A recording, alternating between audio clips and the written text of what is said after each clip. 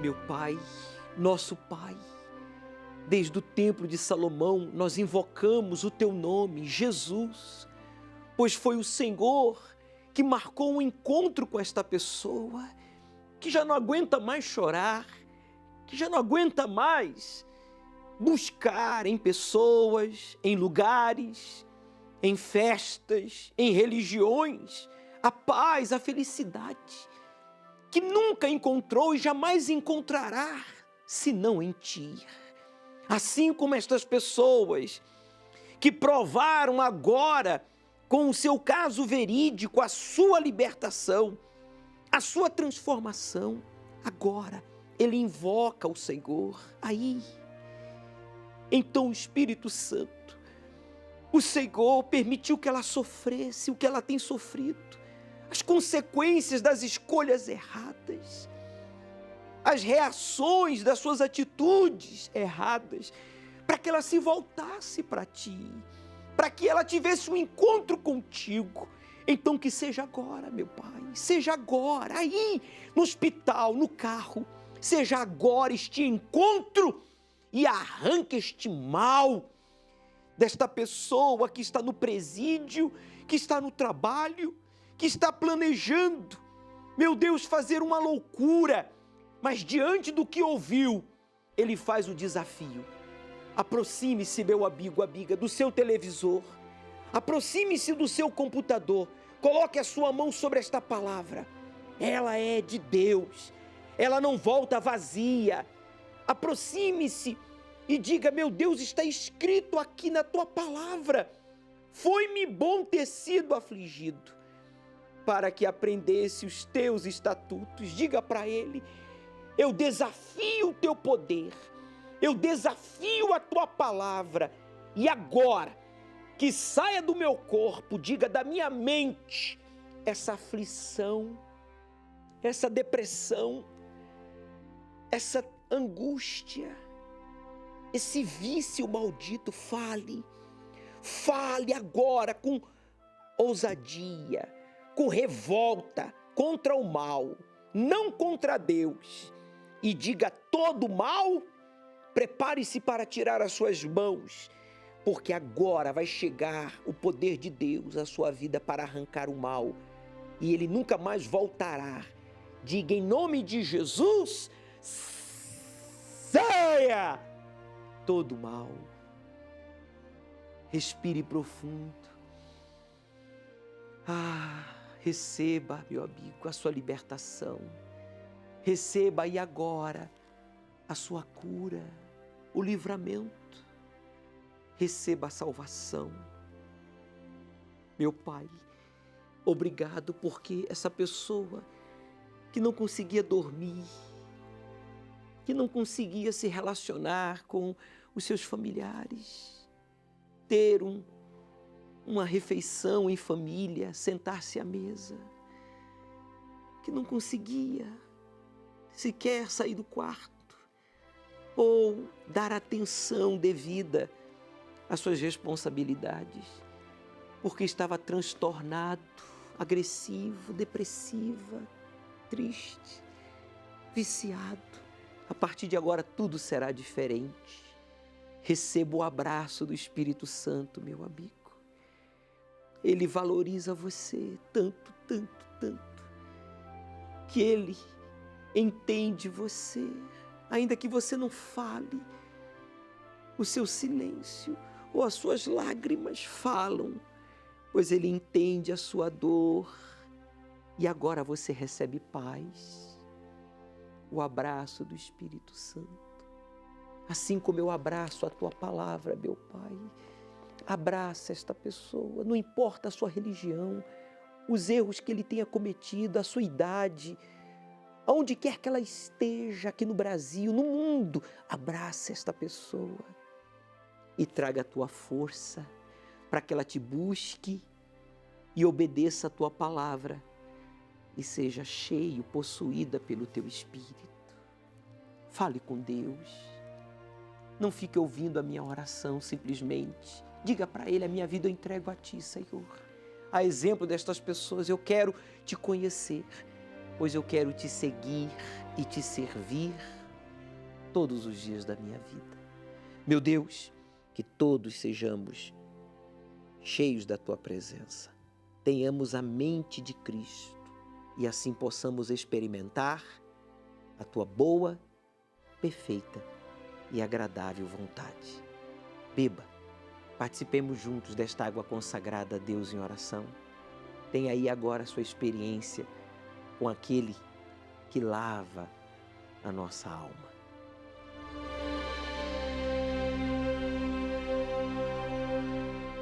Muito obrigado, Senhor Jesus, por tudo que está acontecendo agora.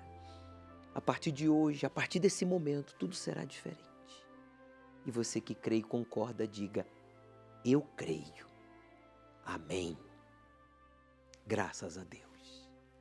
Conta pra gente então a sua experiência.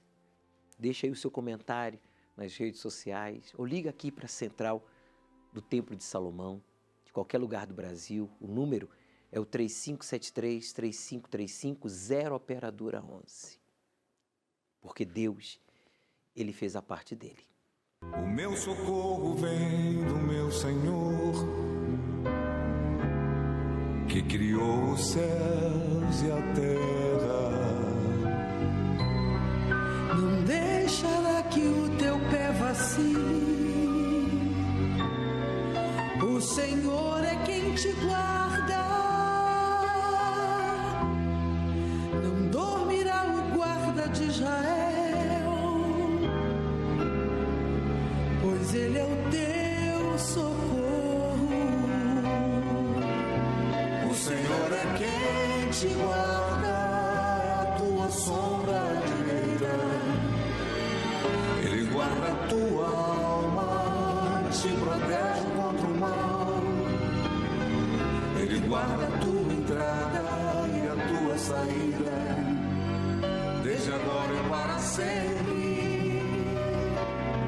O Senhor é quem te guarda.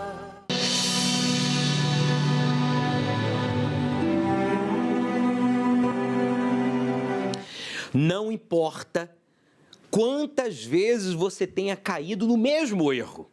Se relacionar com pessoas indevidas, fazer sociedade com pessoas mal intencionadas, investir em trabalho, estudos, coisas, e não no seu relacionamento com Deus. Não importa quantas vezes você tenha caído no mesmo erro. O que importa é daqui para frente.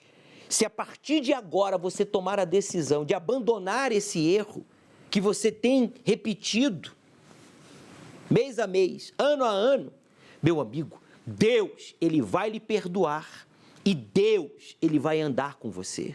Deus quer andar com você. Ninguém quer andar com você. E por quê? Porque você sempre cai nos mesmos erros. Mas Deus, que crê em você, Ele manda que eu lhe diga: eu quero andar com você.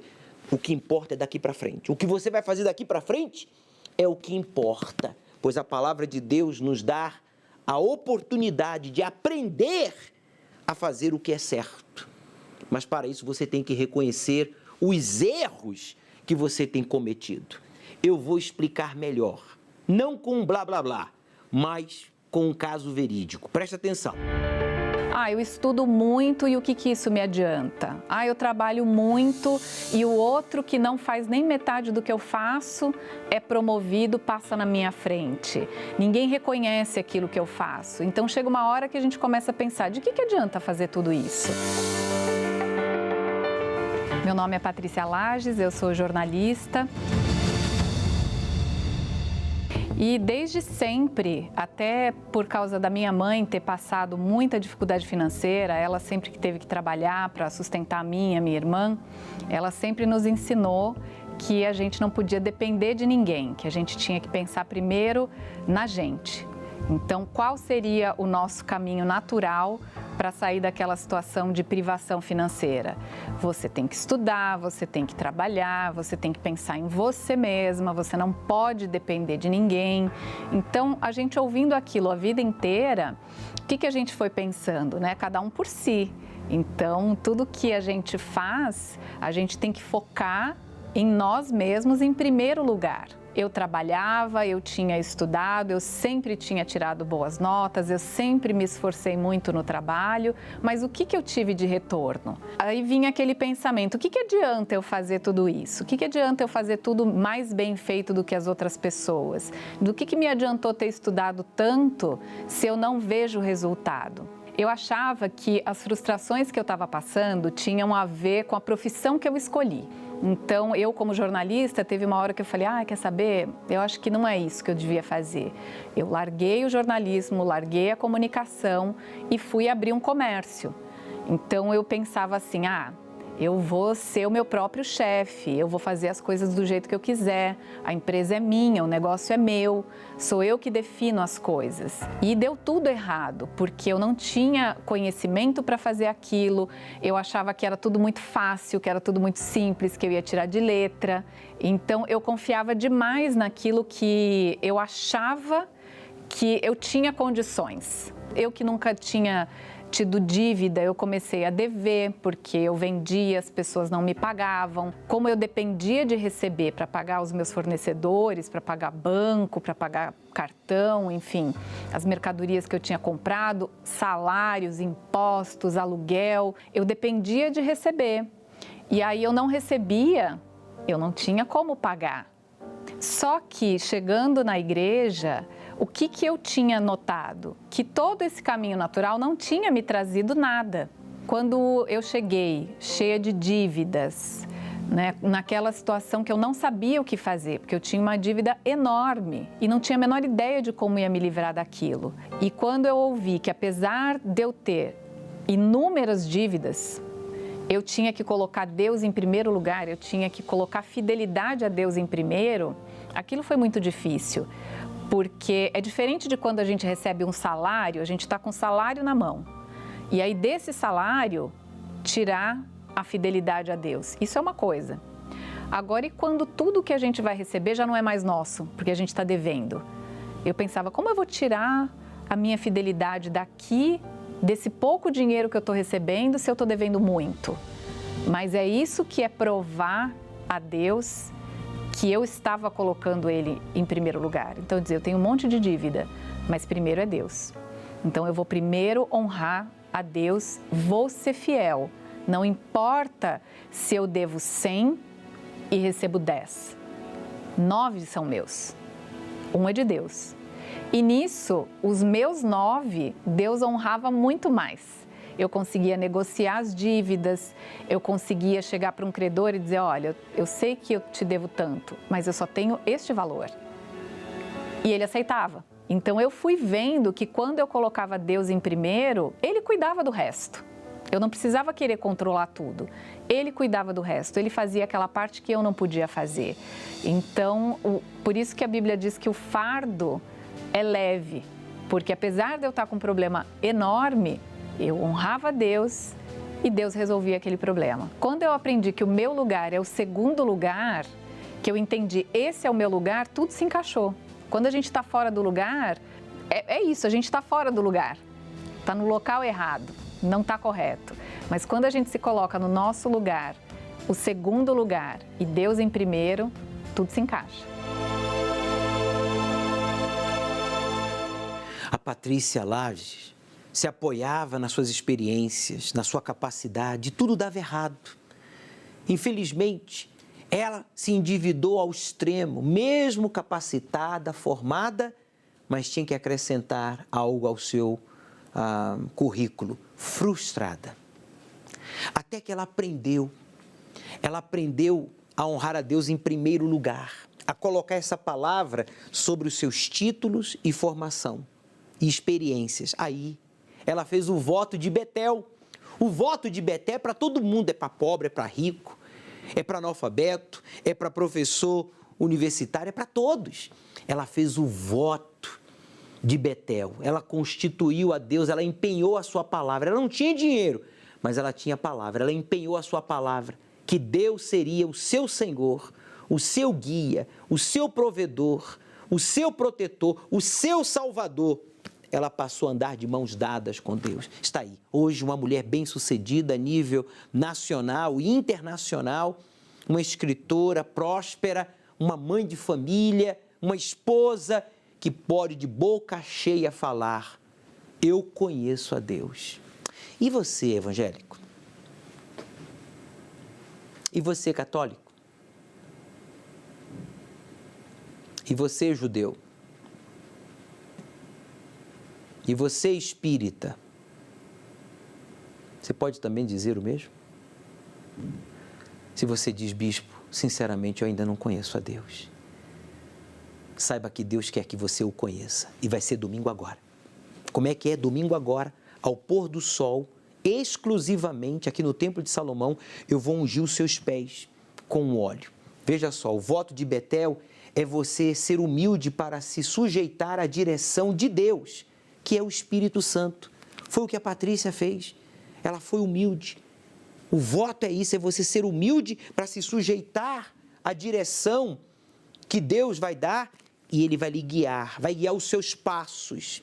Nesse segundo semestre, você vai prosperar, você vai pagar as suas dívidas, você vai ser uma pessoa bem-sucedida, mas você tem que fazer o voto de Betel. Meu nome é Nair Cecília, sou professora, tenho 60 anos. Quando surgiu mesmo do meu preconceito referente à Igreja Universal, tinha muitas amigas, né, professoras que conversavam muito, e a gente falava, conversava, começava a rir, e ficavam falando da Igreja Universal, do Bispo Macedo, e eu ia no embalo. Eu também falava, criticava, sem conhecer. Tinha um ódio da igreja, das pessoas da igreja. E se a pessoa fosse discutir algo comigo referente de defesa da igreja, eu ia para cima. A dona Nair era uma pessoa muito sofrida. Sofrida no vício de bebida. Vício de bebida, não era feliz na vida sentimental. Então só se envolvendo com coisas erradas e muito triste, entrando em depressão. Não era feliz, amargurada, só sabia criticar todo mundo, mas para a minha vida mesmo eu não olhava para a minha vida. Eu frequentava o espiritismo, né? Frequentei uns 4, 5 anos no Umbanda, Candomblé também fui budista. Tudo quando era tipo de religião, eu cheguei a ir. A única mesmo que eu não cheguei a ir foi na Universal. Não me sentia feliz em nada. Continuava o vazio, continuava a tristeza, a vida destruída, nada estava bom ainda. Vinha pessoas evangelizar, né? E muitas vezes entregavam até um jornalzinho e eu jogava fora.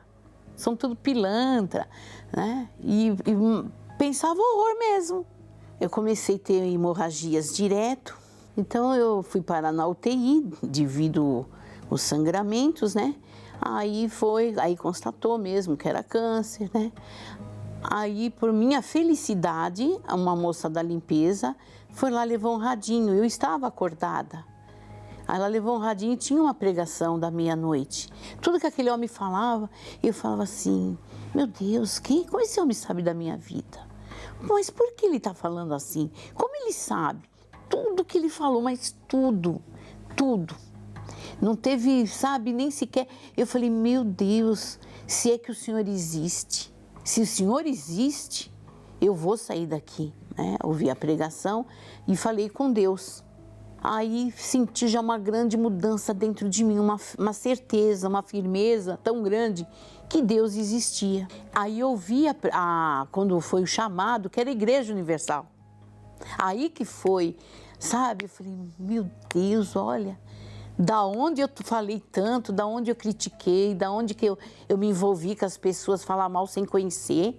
Aí falei assim: mesmo assim eu não vou falar nada para ninguém, eu só quero sair daqui. Saí, eu fui procurar a igreja, mas só que eu fui escondida ainda, não falei nada para ninguém. E eu recebi um dinheiro de onde eu trabalhei.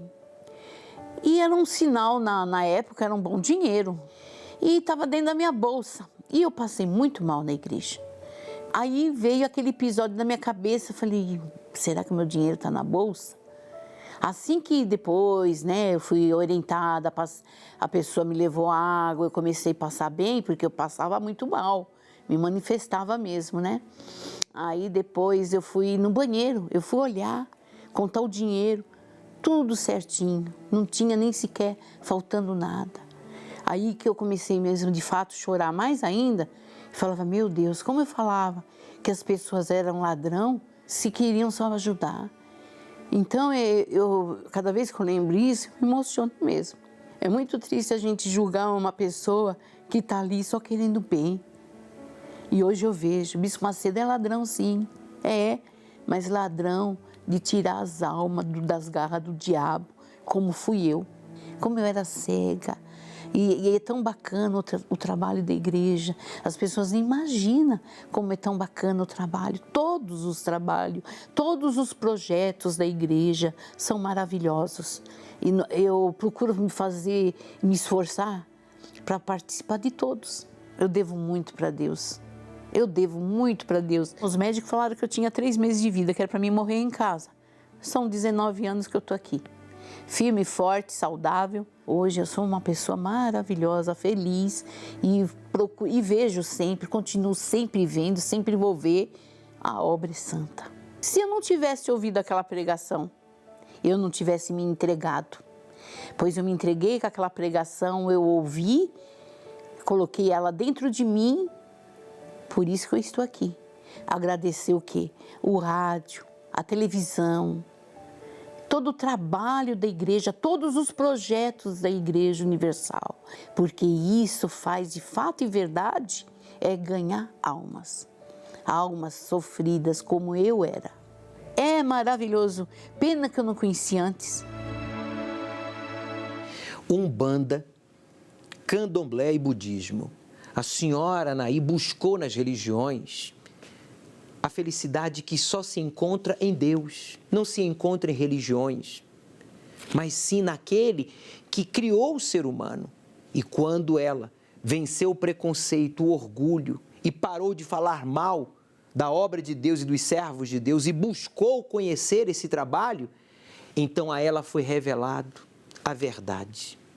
O sagrado foi revelado. E olha só a família que ela tem, a paz que ela tem, a alegria que ela tem.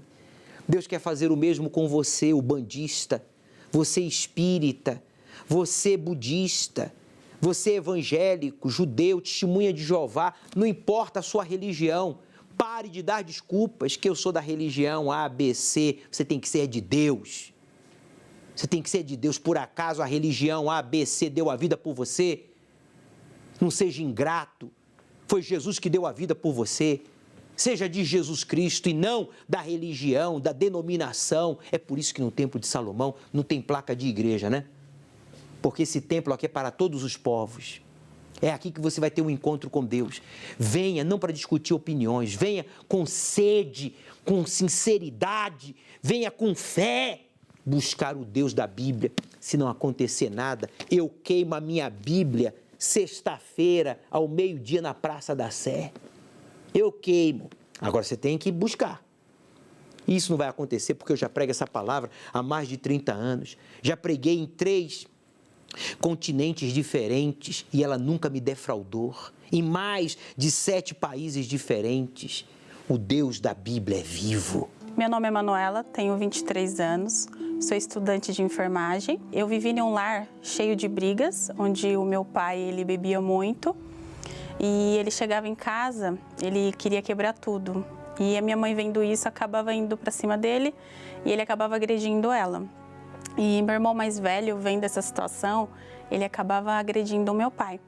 E por diversas vezes, de madrugada ou tarde da noite, a gente tinha que sair de casa para não acontecer uma besteira.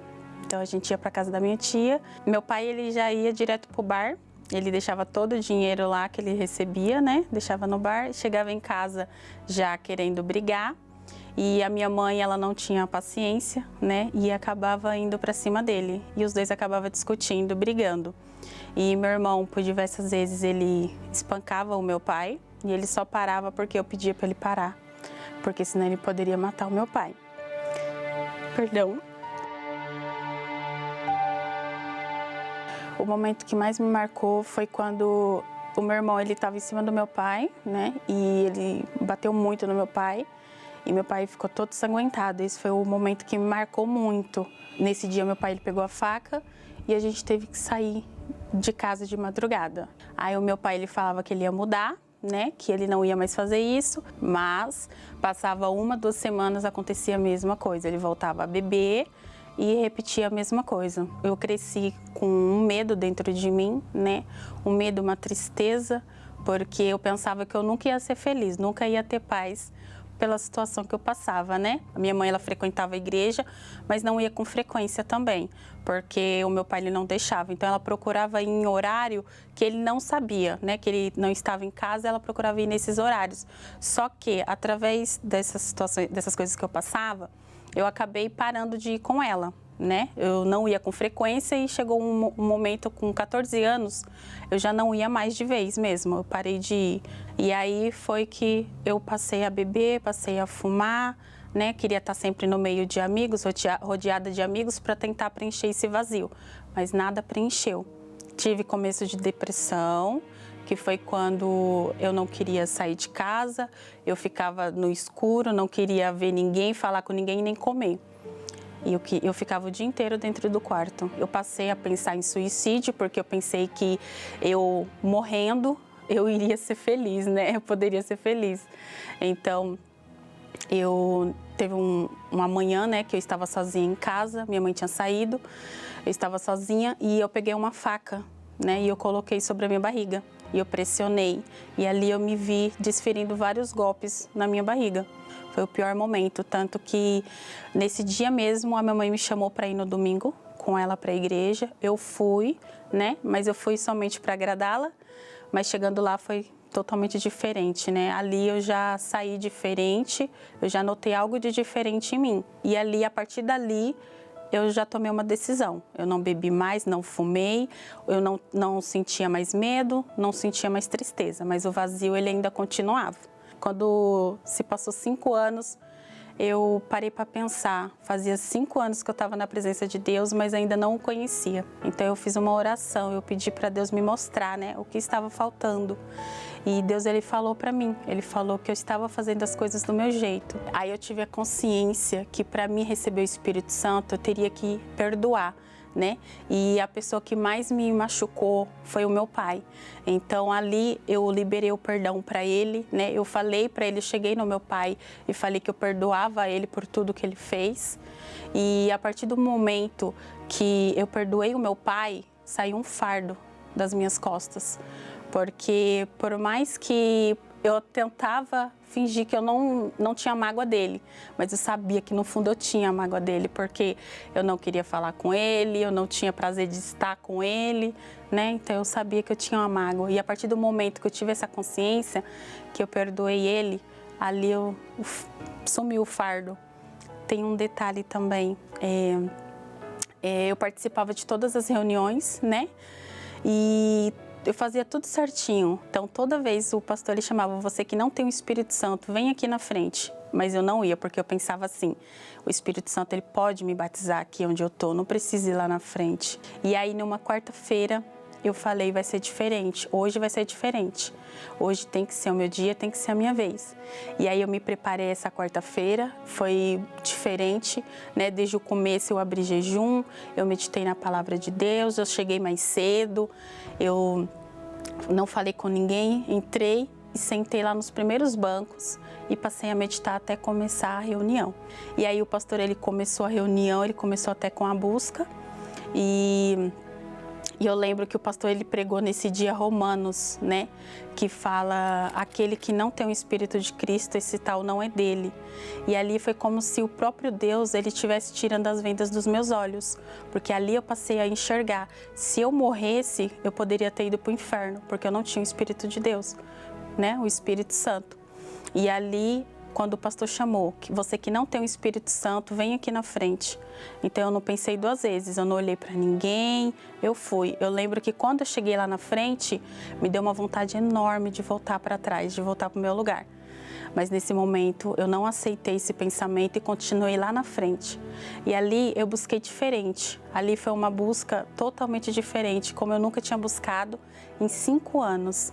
Ali eu orei, eu fui sincera com Deus e eu lembro que nessa oração eu pedi muito para Deus. Eu falei que se eu não recebesse o Espírito de Deus, eu preferia morrer. do que ficar nesse mundo sem o Espírito Santo. E ali o Espírito Santo veio sobre mim. Ali eu recebi a paz, eu fui cheia do Espírito Santo.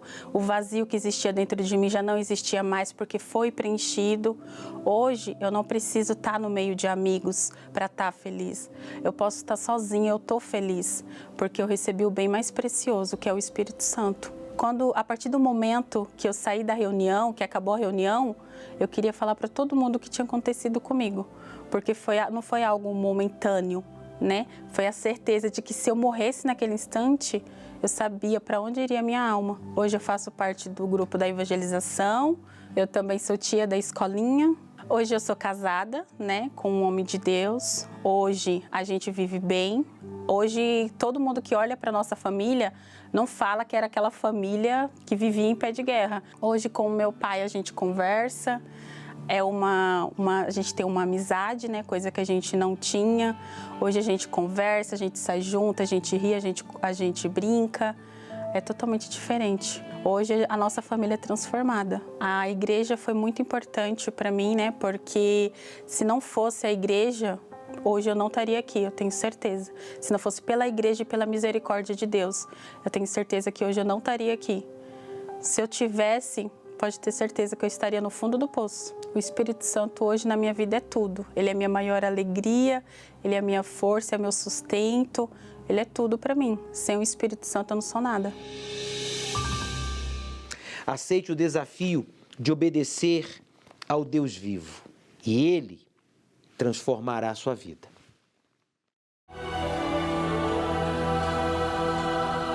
Um dia o sol não vai brilhar no céu e dirão, se apagou na escuridão.